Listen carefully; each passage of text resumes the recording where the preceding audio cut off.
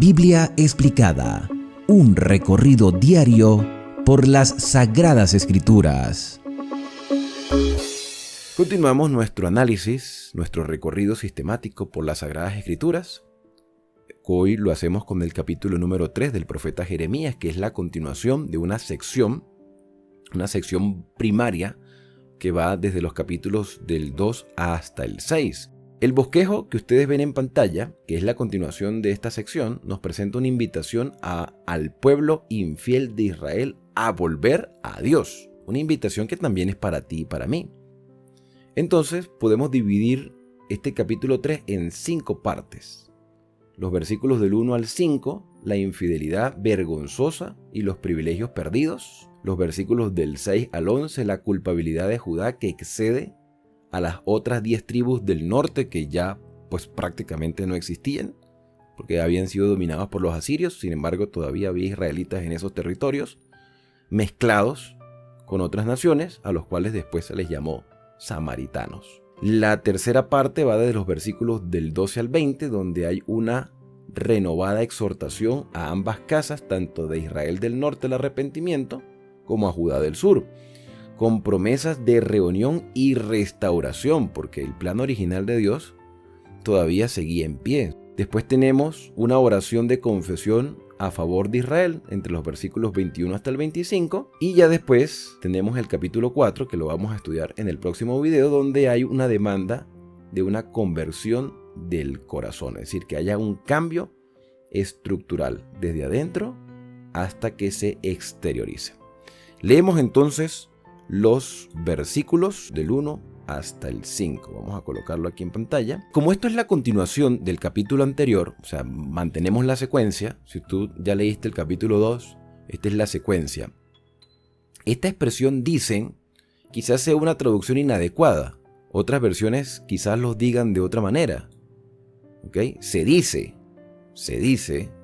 o por ejemplo de, vamos a ver cómo lo dicen otras versiones. Suele decirse, ¿ok? O Dios dice, ¿ok? Aquí ustedes pueden ver las diferentes versiones que voy colocando. El Señor dice, como una expresión de decir, por ejemplo, voy a ponerles un ejemplo. Si alguno dejare a su mujer y yéndose ésta de él se juntare a otro hombre, ¿volverá a ella? ¿Otra vez este hombre volverá a tomarla por mujer? ¿No será tal la tierra del todo amancillada? Tú pues, hablándole a Judá, has fornicado con muchos amigos, con muchos amantes. Mas vuélvete a mí, dice Jehová. Mira, este versículo, claro, dependiendo de la versión que uno la lea, se le pone un poco más de énfasis a las palabras. Aquí claramente está haciendo referencia a Deuteronomio. En Deuteronomio, en las leyes que se escribieron para que hubiese un orden constitucional en el pueblo de Israel, se daba advertencias con respecto al divorcio. Si un hombre despreciaba a su esposa, o sea, el divorcio no es una cosa de hoy, es una cosa que viene existiendo desde hace mucho tiempo. Por eso es que algunas personas dicen que quizás la Biblia está cargada de mucho machismo, y no es así. Cuando yo expliqué el libro de Deuteronomio, expliqué que las leyes eran en favor del matrimonio, incluso eran a favor de las mujeres. Lo que pasa es que nosotros leemos muy superficialmente el texto. Entonces la idea era que los matrimonios se estabilizaran, no es que existiera el divorcio. Pero las personas inmaduras que pasan por esa experiencia de divorcio porque no sé, les gustó otra persona o se cansaron de con la tenía, no se pudieron llevar bien. No pudieron ser maduros y decir, mira, tenemos problemas, pero o sea, algo nos unió en el principio. Hoy en día es muy común separarse y decir, ya no nos llevamos bien y cada quien por su lado. Claro, también se cometen otros errores. Las personas empiezan a vivir en concubinato. Los israelitas no vivían en concubinato. O no debieron haberlo hecho. Como hoy los cristianos tampoco debemos vivir en concubinato. Vivir en concubinato es vivir en pecado, vivir en fornicación, aunque tengamos muchos años viviendo juntos. Porque hay legalidades, tenemos que al César lo que es del César y a Dios lo que es de Dios. Existe el matrimonio civil, entonces casémonos. Para que podamos decir legalmente estamos casados. Y las personas se divorcian y van y pagan tribunales y se divorcian. Y se han visto casos de personas que después de divorciados se vuelven a juntar, pero, o sea, después que han pasado por uno y otro lado y han tenido una y otra experiencia para decir, no, me debía haber quedado con la que tenía. Eso está mostrando que sigue siendo inmaduro. Porque si tomaste una decisión de separarte, entonces ¿por qué vas a cambiar ahora de pensamiento? Quiere decir que la decisión que tomaste en el pasado estaba mal, pero tú creías que estaba bien. Y esto es una demostración de que no tenemos una dependencia de Dios, sino que buscamos nuestro propio bienestar. Entonces, volviendo al texto, si alguno dejara a su mujer y se va con otro, ¿el hombre vuelve con ella? No debería, no, porque eso es mancillar, eso es corromper más nuestra naturaleza humana. Ya suficientes errores hemos cometido. Sin embargo, fíjate en esta lectura cómo el Señor dice, tú, Judá, has fornicado con muchos. O sea, si un hombre sabe que su esposa le ha sido infiel, o viceversa, si una mujer sabe que su esposo le ha sido infiel, o sea, ahí hay un dolor en el corazón. Por eso es que se separan la mayoría de las personas por infidelidad. Y Dios le está diciendo, ustedes han sido infiel al extremo, han fornicado como bien les ha parecido. La traducción más correcta de este versículo es como una sorpresa del Señor. Claro, Dios lo sabe todo, pero aquí está exclamando como sorpresa. ¿Y ahora vuelves a mí? ¿Vuelves a mí después que te has arrastrado con cuantos dioses existen en todas las naciones? ¿Ahora vuelves a mí? Si tú lo lees así superficialmente, es como que si Dios está llamando a su pueblo a volver. Y sí, los está llamando. Pero, ¿en qué momento buscaron los israelitas o Judá al Señor? Pues cuando estaban en crisis, cuando se vieron que estaban perdidos, cuando se dieron cuenta de los errores que habían cometido. Se puede interpretar este versículo de dos maneras, como que Dios llama, que Dios siempre llama, por supuesto, y siempre acepta. Ahí vemos el caso de Oseas. Oseas que vivió en el tiempo también de esta historia, porque Oseas profetizó antes que Jeremías.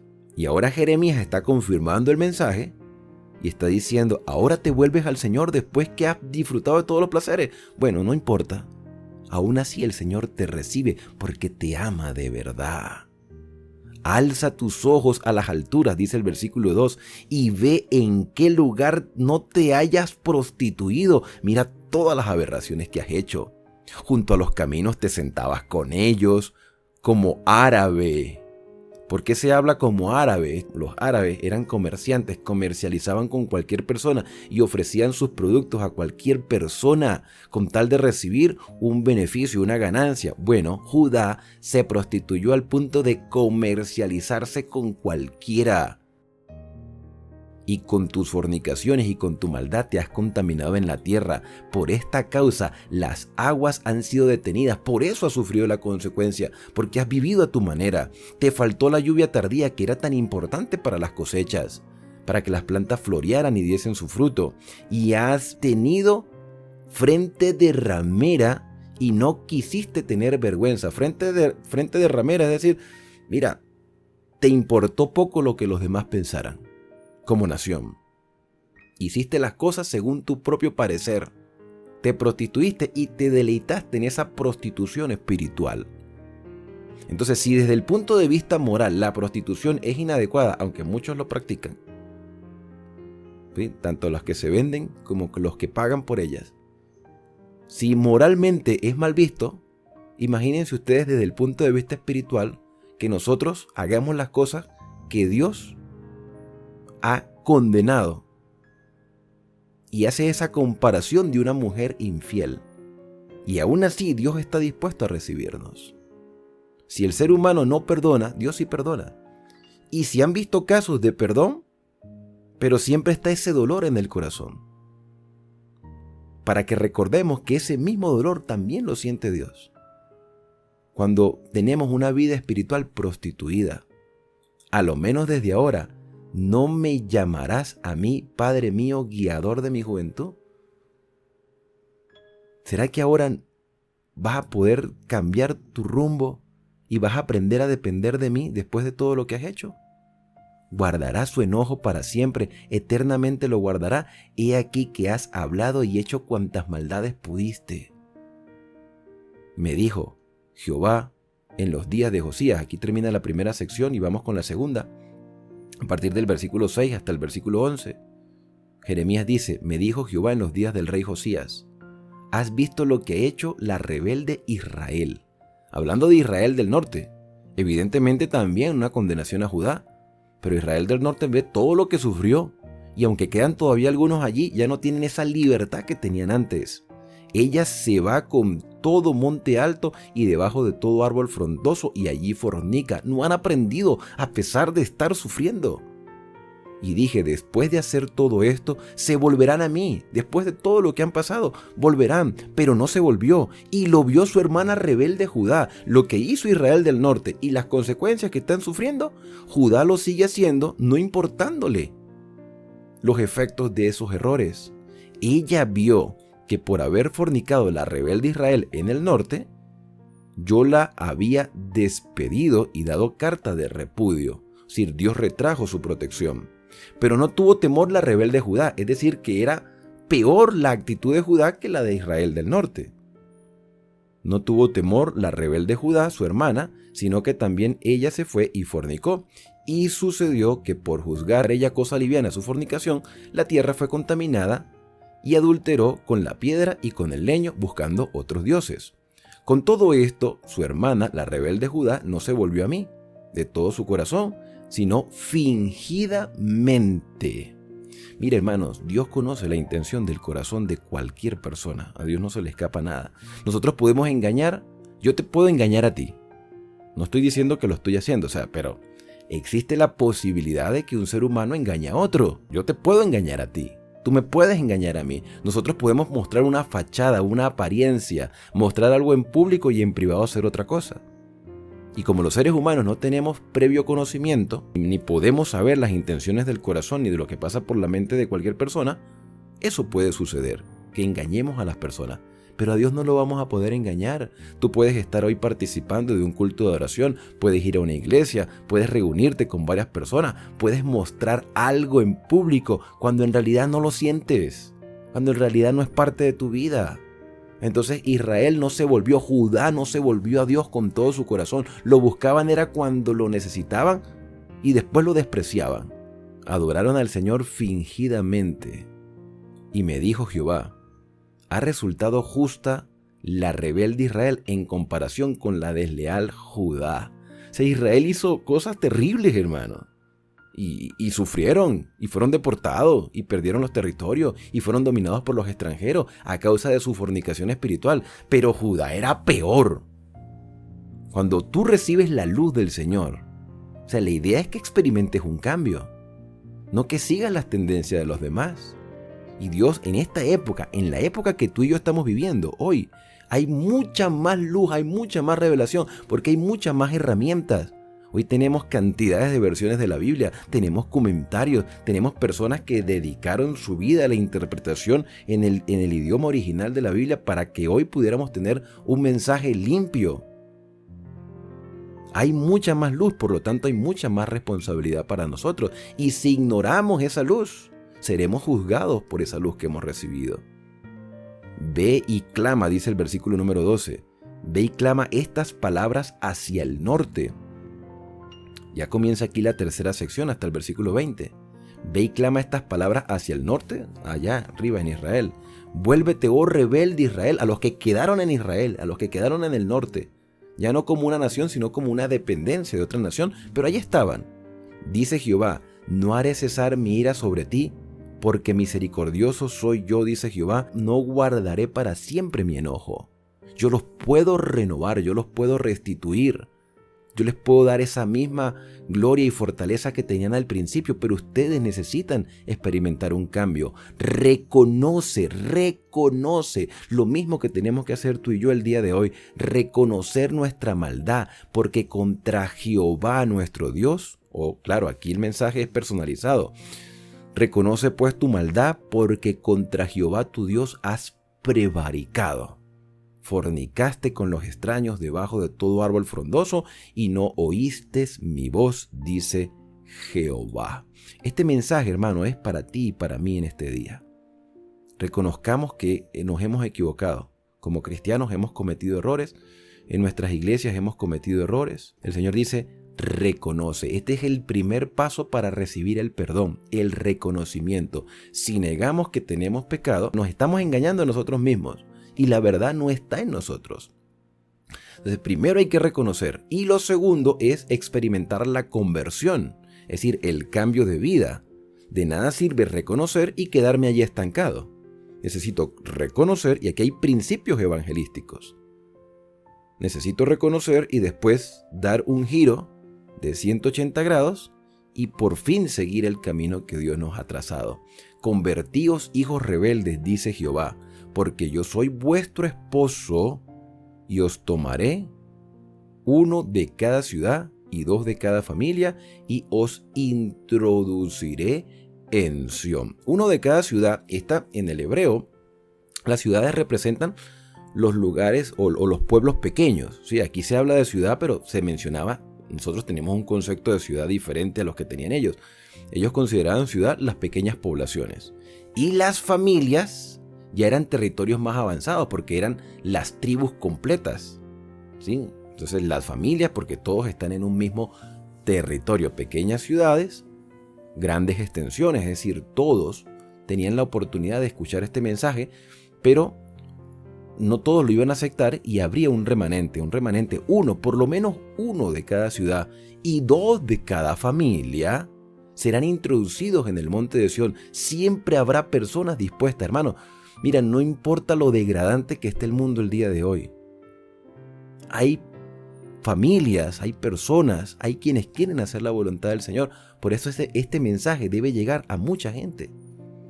Por eso yo les invito a ustedes a que compartan estos mensajes que pueden ser de aliento para muchos que lo están esperando. Os daré pastores según mi corazón. No van a quedar desamparados. Esos pastores que les instruyeron mal van a ser quitados de su puesto y yo les voy a dar a ustedes instructores según mi corazón, como David. Imperfecto, sí, pero queriendo hacer la voluntad del Señor. Porque David fue imperfecto y cometió errores, pero siempre estuvo dispuesto a ser corregido. Les daré pastores según mi corazón que os apacienten con ciencia, con conocimiento y con inteligencia, con prudencia, ciencia e inteligencia. La inteligencia es apartarse del mal. La sabiduría es el temor hacia el Señor. Entonces aquí se habla de sabiduría o ciencia, respeto a Dios, inteligencia, apartarnos del mal. Y acontecerá que cuando os multipliquéis y crezcáis en la tierra, en esos días, dice Jehová, no se dirá más arca del pacto. Este versículo es interesante porque presenta un elemento importante dentro del templo que era el arca que contenía los 10 mandamientos. Esa arca que era llevada por los levitas cada vez que se trasladaba la tienda de un lugar a otro.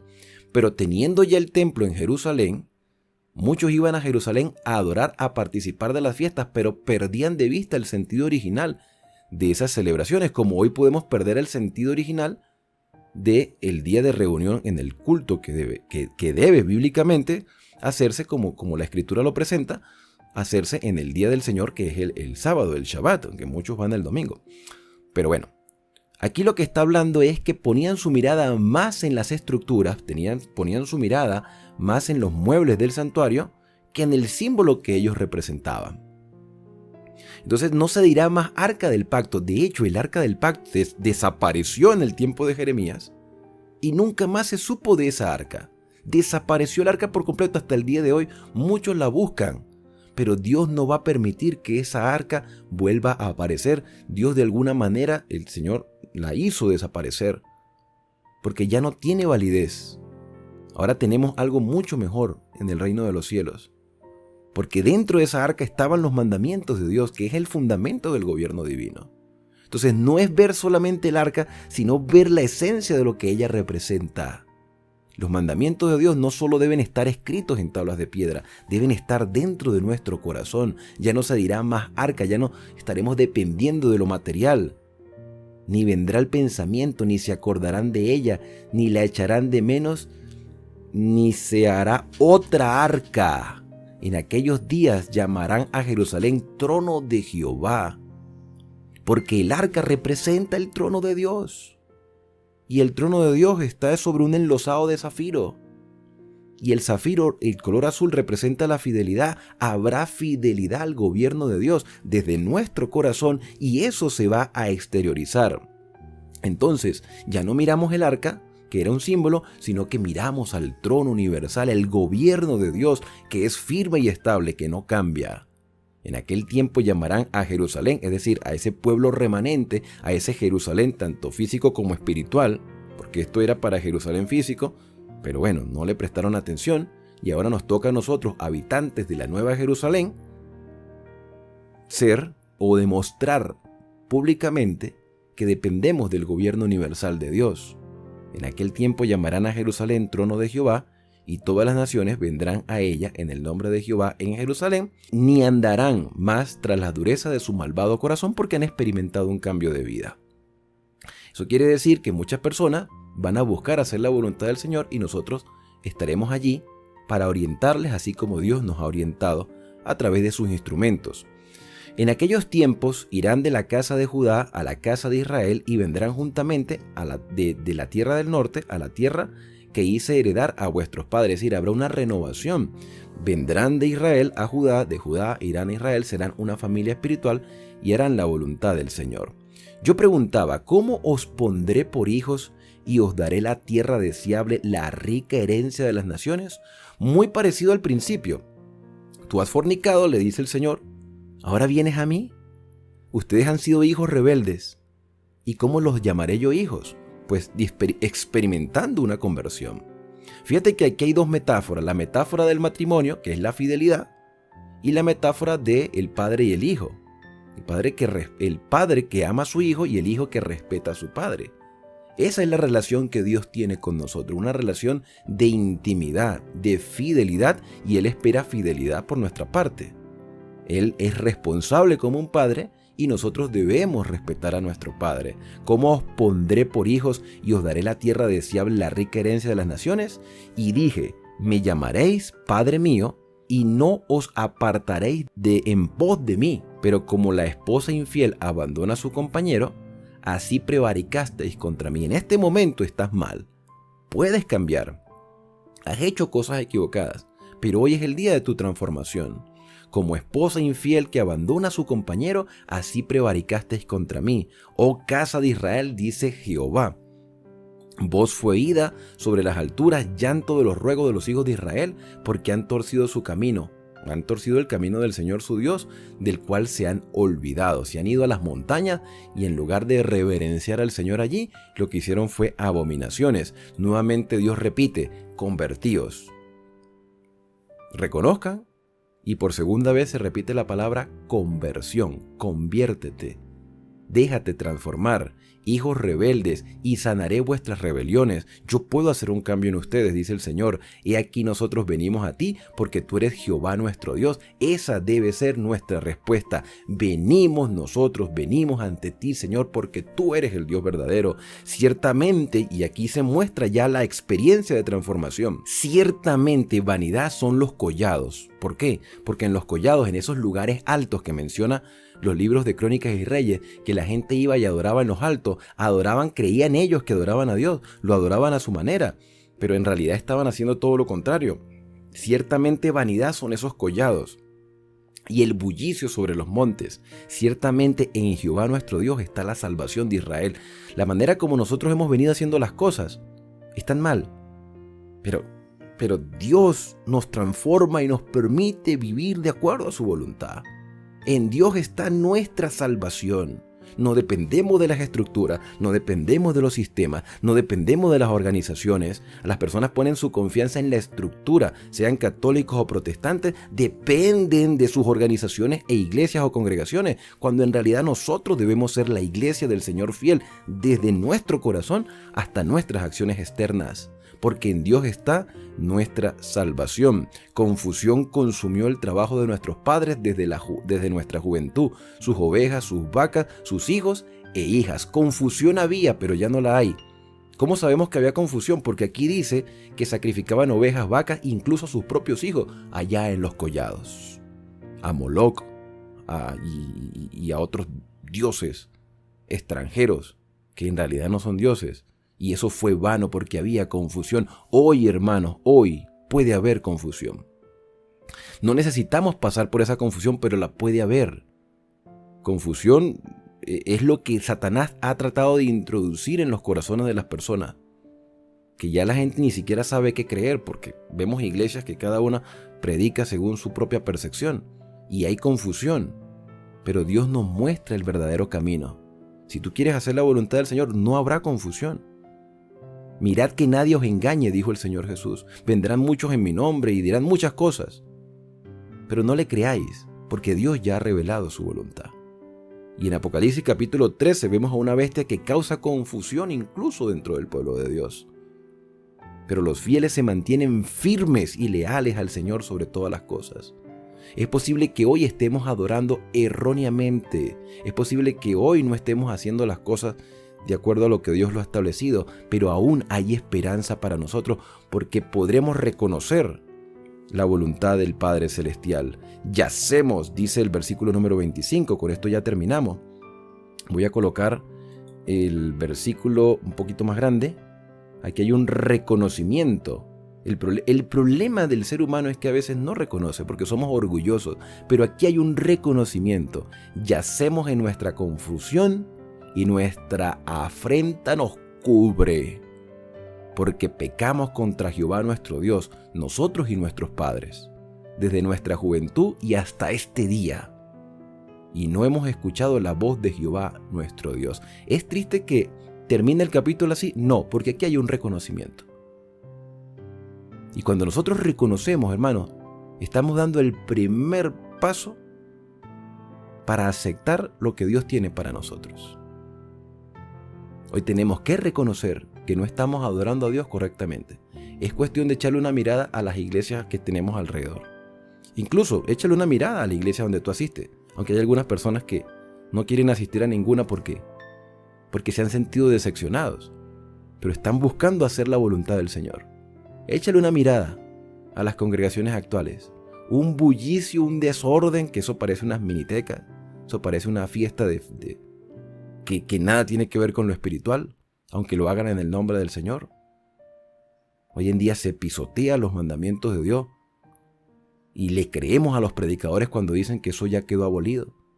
Mire, hermano, mire las consecuencias que sufrió Judá e Israel por querer tener esas mismas percepciones que tenemos nosotros hoy en las congregaciones. Estamos adorando erróneamente al Señor. Tenemos una percepción equivocada de su naturaleza y de su gobierno universal al echar por tierra sus mandamientos. Pero hoy podemos hacer como este pueblo aquí, en esta circunstancia. Hoy podemos reconocer que hemos afrentado al Señor, que nuestros pecados han sido contra Él, que nuestros padres cometieron error desde su juventud. Hasta el día de hoy lo estamos haciendo. No hemos escuchado la voz del Señor, pero hoy podemos hacer ese cambio. Hoy podemos cambiar y podemos crecer porque Dios guía nuestros pasos y Él quiere que andemos por el sendero de la rectitud. Por lo tanto, este capítulo puede fortalecer nuestra fe y llenarnos de esperanza, porque hoy comienza el cambio de vida. Vamos a orar. Querido Padre Celestial, muchas gracias, Señor, por este mensaje que nos has otorgado en este día. Muchos cambios necesitamos hacer, pero solos no lo vamos a lograr. Necesitamos que seas tú, Señor, el que transforme nuestros caminos y podamos vivir de acuerdo a lo que tú has establecido. Hoy es el día de la reforma. Hoy es el día de la experiencia verdadera de salvación. Hoy es el día de la obediencia, porque hoy es el día del perdón. Gracias porque nos escuchas y nos amas. Permite que este recorrido que estamos haciendo por tu palabra fortalezca aún más nuestra fe y que podamos compartir este mensaje con otras personas. Son agradecimientos que hoy te hacemos en el santo y bendito nombre de Cristo Jesús. Amén. Bien, y ahora al despedirnos decimos a cada uno: Dios te bendiga y te guarde. Haga resplandecer Dios su rostro sobre ti y tenga de ti misericordia. Dios alce sobre ti su rostro y ponga en ti paz. Nos vemos mañana, si Dios así lo permite, para continuar con esta sección hasta el capítulo número 6 y así continuar con el resto del libro del profeta Jeremías. Que el Señor guíe tus pasos a lo largo de este día.